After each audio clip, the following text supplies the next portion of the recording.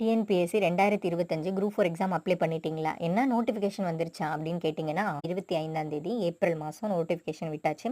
அடுத்த மாதம் மே மாதம் 24ஆம் தேதி வரைக்கும் நீங்கள் அப்ளை பண்ணலாம். ஜூலை 12ஆம் தேதி குரூப் 4 எக்ஸாம். இப்போ நம்ம தமிழில் பிரித்தெழுதுக படிக்கலாம். குற்றவியல் எப்படி பிரிக்கலாம் அப்படின்னு பார்த்தீங்கன்னா குறுமை கூட்டல் ஏவல் அப்படின்னு பிரிக்கணும். பயன் விளைப்பால் அந்த எப்படி பிரிக்கலாம் அப்படின்னு பார்த்தீங்கன்னா பயன் கூட்டல் விளைப்பால் கூட்டல் அந்த அப்படின்னு பிரிக்கணும். அடுத்து கிழங்கை அகழ்ந்தெடுக்கும் இந்த வார்த்தையை எப்படி பிரிக்கலாம்? கிழங்கை கூட்டல் அகழ்ந்து கூட்டல் எடுக்கும் அப்படின்னு பிரிக்கணும்.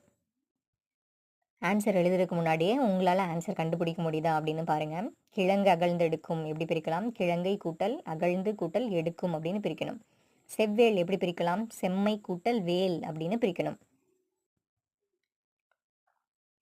செவ்வேல் எப்படி பிரிக்கலாம்? செம்மை கூட்டல் வேல். போதிலார் அப்படிங்கிற வார்த்தையை எப்படிங்க பிரிக்கலாம்? போது கூட்டல் இல் கூட்டல் ஆர் அப்படின்னு பிரிக்கலாம். இது மாதிரி நிறைய பிரித்தெழுதுக வீடியோ, தமிழ் வீடியோஸ்லாம் நிறைய போட்டிருக்கோம் நம்ம சேனல்.